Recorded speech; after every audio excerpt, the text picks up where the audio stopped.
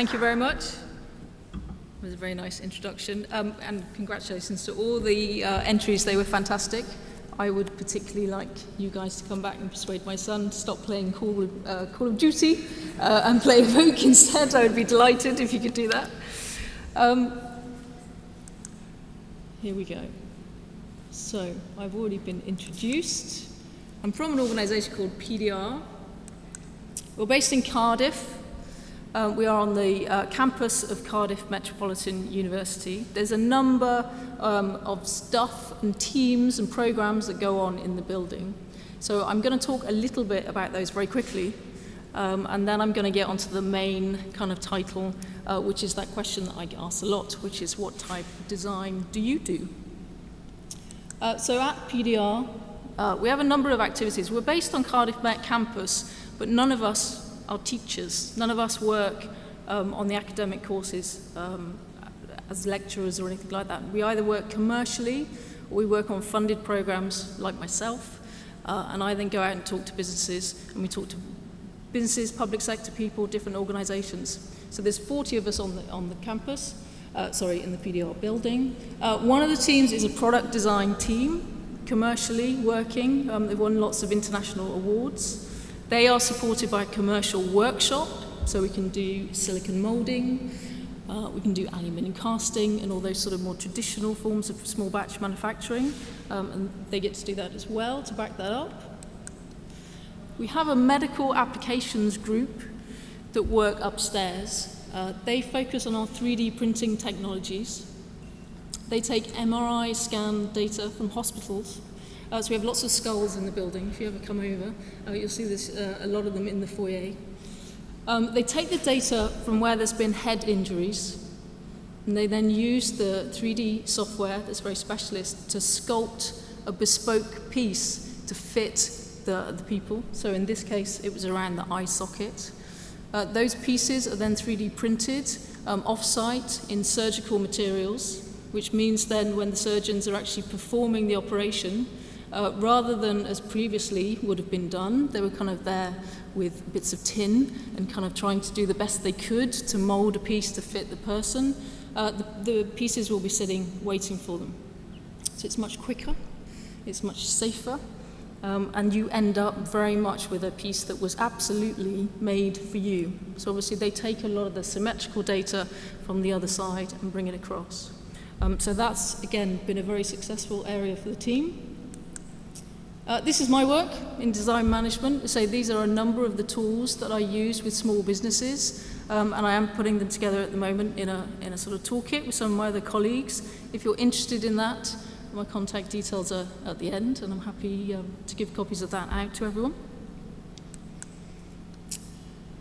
The Spider project is facing the public sector, and again is working with a number of European organisations, pulling them together to talk to councils about public sector issues using service design. So we have a team of service designers in the building. The work that the guys are doing in Cardiff, one of the areas that they're focusing on at the moment, is getting young people into employment. There's a huge amount of information available to them through websites, through advisory services, through careers services, but they're finding just from the initial research that a lot of young people just aren't interacting with it. They're not getting it. So although there's a wealth of information, it's not actually making that breakthrough in terms of getting them into jobs. So that's one of the things that they're focusing on in terms of employability using service design. And then last but not least is our C platform project, which my colleague Anna works on. And again, she coordinates a number of European design centres to work at the policy end. So design is a great driver of innovation. Innovation is a key word across Europe at the moment. All of the sort of politicians and public sector and business are talking about it.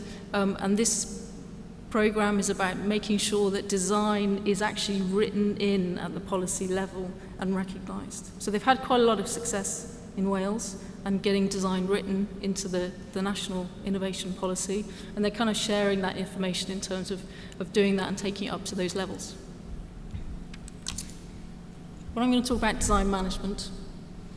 The first thing when I go and speak to small businesses is, they ask me this question. So you're here to come and talk to us. I get to go for free. They don't have to pay for me.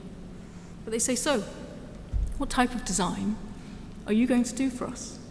And my first answer is, I'm not a designer. I'm a design manager. I'm not going to do any design for you. And of course, at that point, they look at me slightly quizzically. The program that I work on as well doesn't offer any funding. I don't come with any grants. I don't come with any vouchers of any type. So small business people then look at me and they say, so you're not going to do any design work for us? And you haven't brought any money?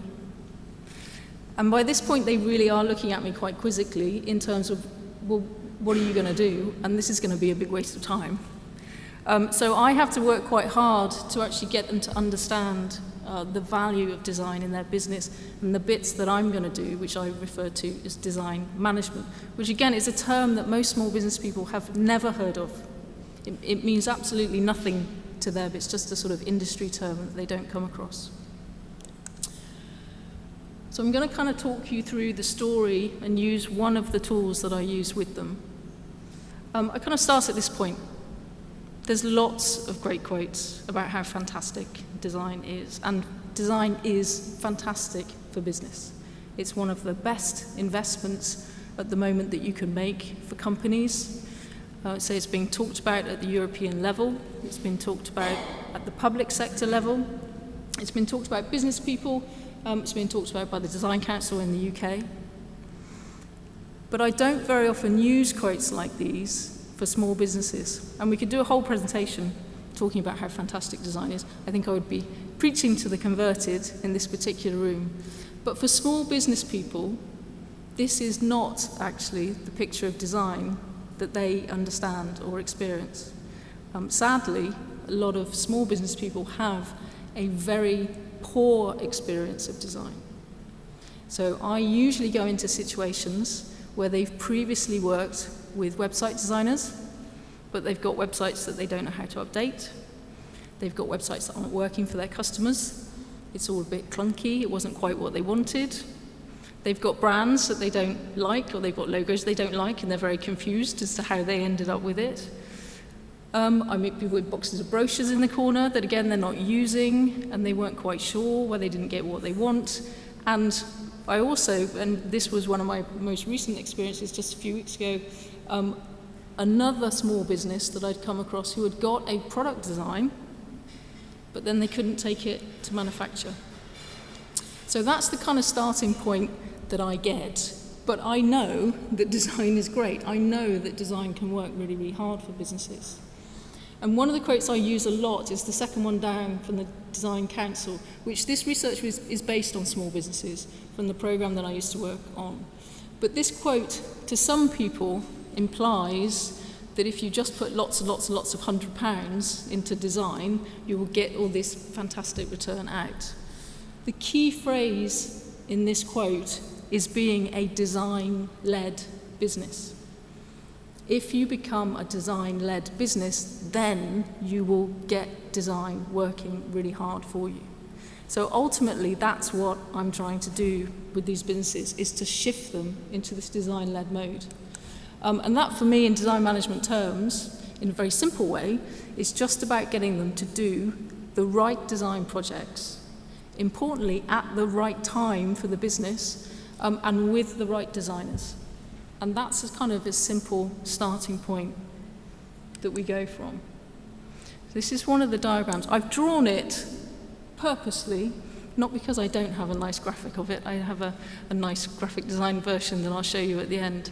But I do draw it for people most commonly, and 99 times out of 100, they will always prefer to keep the drawn version, which for me, again, is a lesson in terms of talking to people and talking them through the information and how they kind of access it. It works much better if you just sort of get out your notepad and start scribbling for people. So when I talk about a business, and bear with me, I'm going to talk a little bit about business before I get to the design bits, I talk about two sides. So the first is the internal side of a business. And this is where they have their vision and their strategy and their resources. And this is the first kind of set of things that I want to talk to a business about what it is they're doing. So I want to know their vision in terms of where are they going, their strategies, what are their plans to get them to their vision? Do they have them? What are they? And last but not least, the resources that they've got to get them there. And that's not just money. Small businesses are particularly cash strapped. It's also time, expertise, experience, all of those sort of things. And again, for me, it's very important to sort of match those resource issues with clients, because it's no good me sort of saying, well, the answer is that you need to spend tens and tens and tens of thousands with a great, fantastic design agency if they haven't got that. I've got to work within the resources that they've got to sort of get them value for money. So this is the first area, the internal. Then we get the external. And I split that down for them into the buyers, the users, and all of their influences.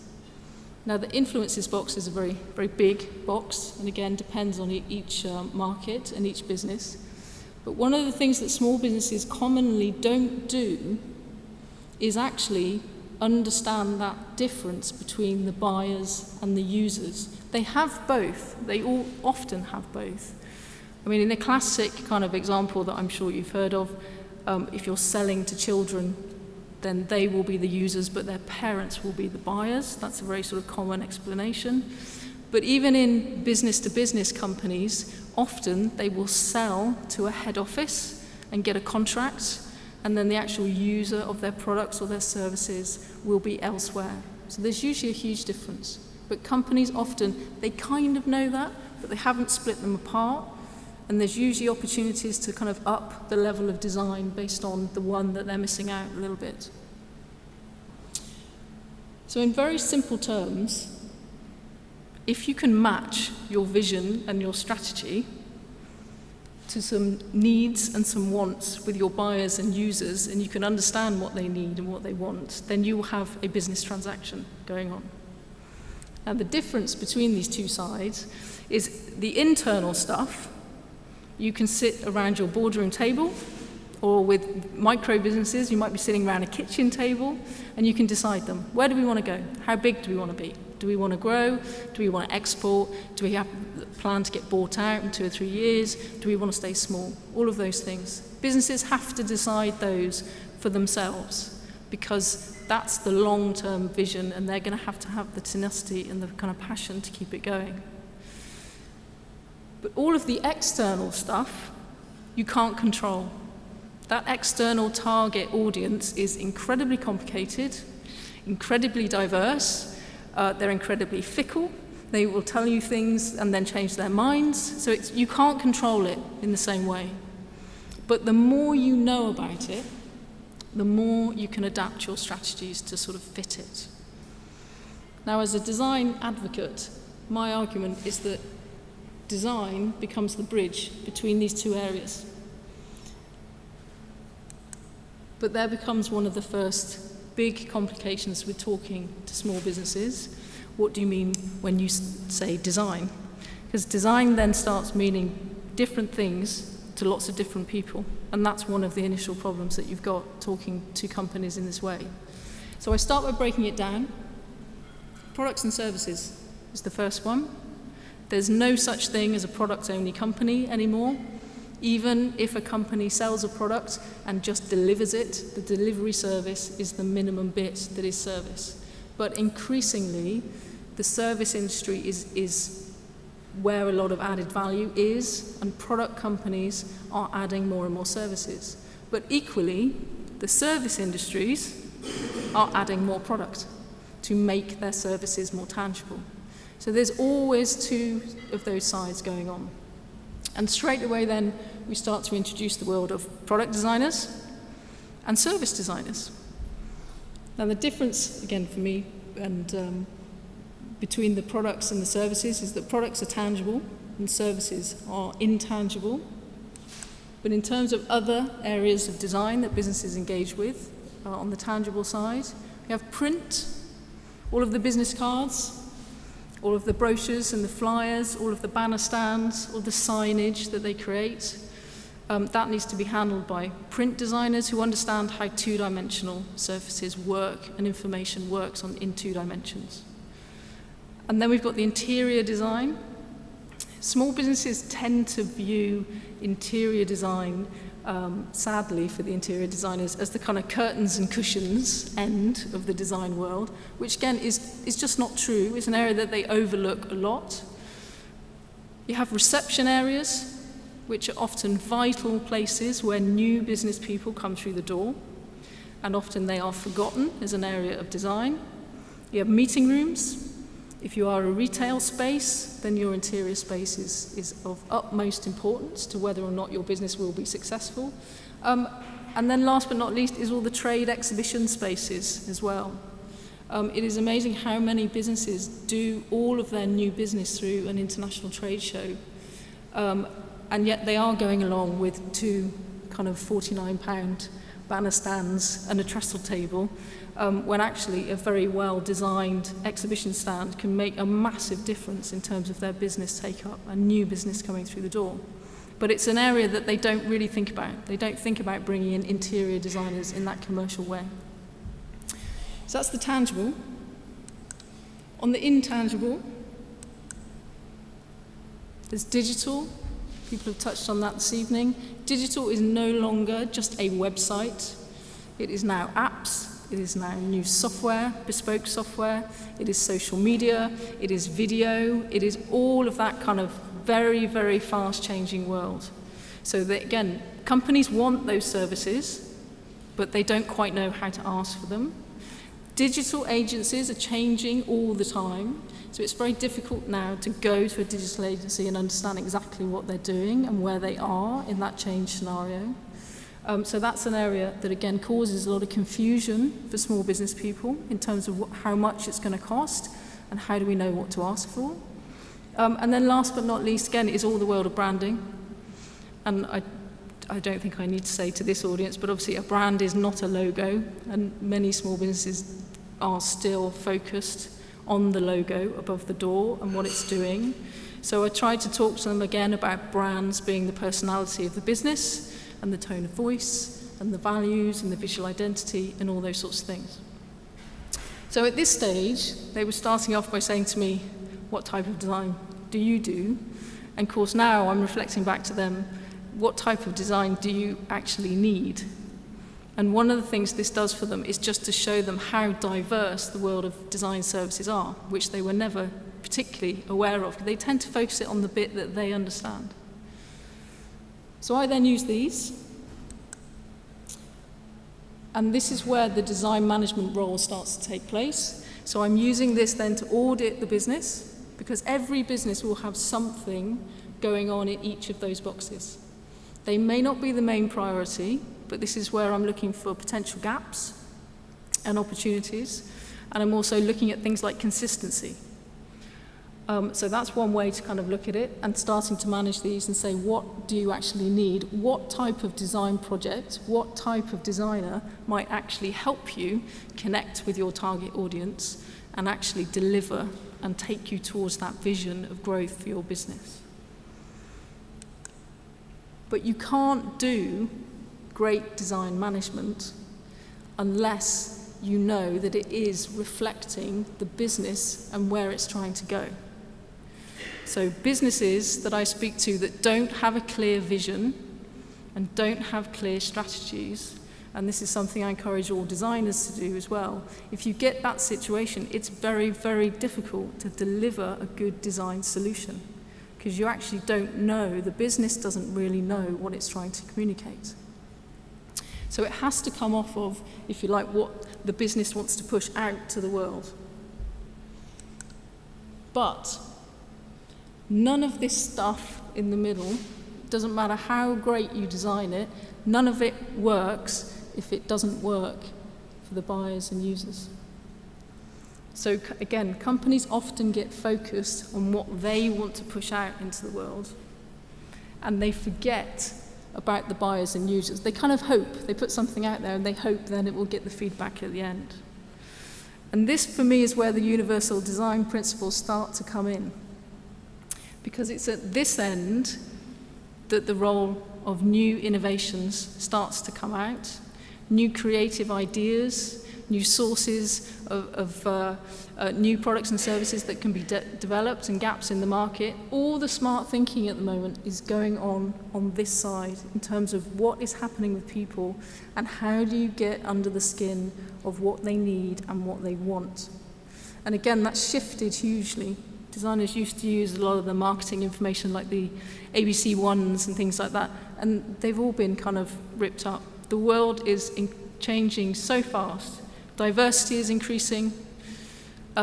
User demands are going up hugely. There are whole new shifting digital natives and cultural changes. The globalization is affecting markets hugely in terms of new markets and new types of users in that way.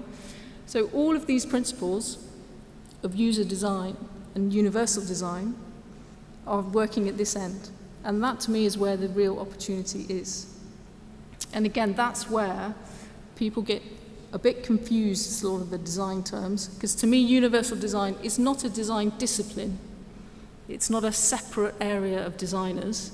It is just a principle of kind of good practice and should be used in every project, whether it's a product, whether it's a digital service, whether it's an interior. It should just run throughout absolutely everything. It shouldn't be set in a separate box. This is the nice drawn version, which so I do have some copies with me or a PDF if anyone would like to sort of take it. But as I say, it's the drawn version that everyone always wants to hold on to. And then just to sort of finish off, again, coming back to the initial sort of question. Say I don't do a type of design, but I do look to do what's called good design. You know, I always want a project to go well. I want it to be the right project for to see the business grow, to see those returns on investment. Occasionally, when I help companies work on projects, most of them go well. Most of the experiences I then get from small businesses are that they do work with the right type of designer, and it completely changes their view of what design does. And that's ultimately what I want to achieve with them. And to say, for me, a successful design project is then the one that is getting them the hits on their website, it is getting them the sales that they wanted, it is getting them the new business that they wanted. So the design is working really hard. But occasionally, projects don't go so well. And in every circumstance I've had over the last few years, it's often not about the quality of the design work. It was about the quality of the project management and the relationship with the client. And again, it's changing hugely, but this is a conversation I have with designers quite a lot in terms of getting them to understand that they need to manage this stuff as well as be great designers, which is a big ask, but it's the sort of reality of dealing with clients, especially when you're dealing with clients who don't understand design. So you do have to know their expectations, and you do have to get that brief from them. You have to kind of recreate the brief almost as the starting point before you kind of dive in and start designing. You have to be great communicators as well as great designers, which again is a kind of tough one, but is the realities of doing sort of good design services and good design business. You must make sure that the client understands the whole design process, because typically small business clients especially don't. They've got no understanding of the design process at all. And the first thing that will get cut out of the brief is that fluffy, intangible research thinking end, because they can't understand the value in it. So it's vitally important that all of that is made very, very clear. Otherwise, they tend to think that designers just go away and kind of sit in the pub and think up creative thoughts intuitively. And they don't appreciate the level of research that can be done at that end and how, again, that works through into great design results. Terms and conditions. Creative people don't tend to like doing very dull things like terms and conditions, checking the legals, doing the deadlines, making sure there aren't any hidden costs, all of that stuff. But again, I've seen projects absolutely fall apart just because of those things, not because the design wasn't great, but because the client has lost momentum, they've not got back to the designer goes off on another project, the whole thing just goes. Intellectual property, I'm a big fan of that. again, some of the things that we've seen this evening, businesses, if they can create new intellectual property that they can own, or again, any of you who have worked on these new projects, you should be aware of the intellectual property that is in them. That may give you a new business for the future, or may give you something you can sell to a business in the future. It's very important to know where you stand on that level.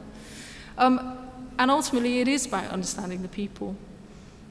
And universal design principles of and the Victor Papanek quote that was in the beginning, which again, I wholeheartedly concur with, and I really like his work.